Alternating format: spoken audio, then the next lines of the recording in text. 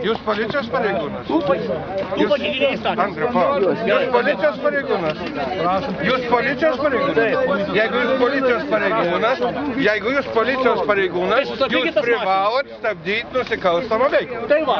Nusikalstama veikla yra šiukšlių vežimas ir pylimas tam nepritaikytose vietose. Jūs labai gudrus. Jeigu pačiam neaišku, stambi prokurorui, jeigu pasakys, kad mes važiuojam pasiraukti.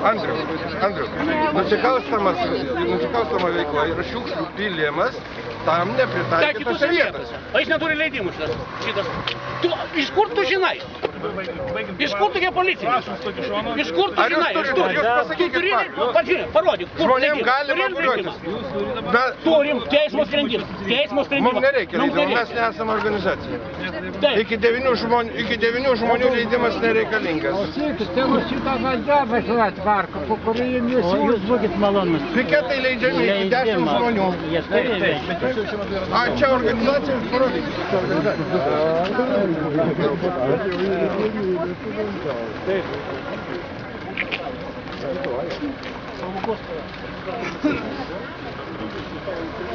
Laikas. Palyginus gerai.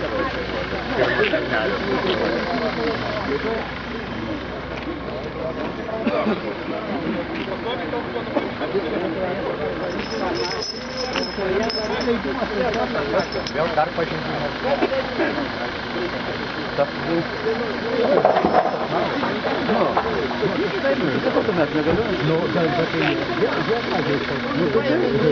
O kodėl grandinę pavogėt?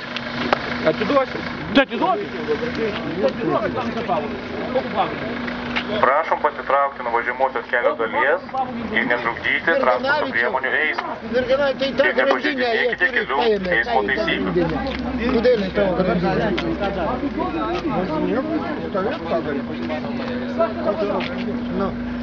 Kartuojame dar kartą.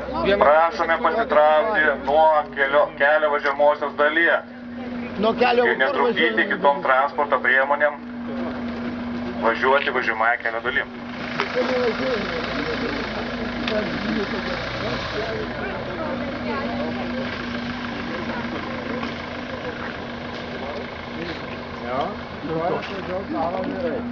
Ja, man taikyti, kad jūs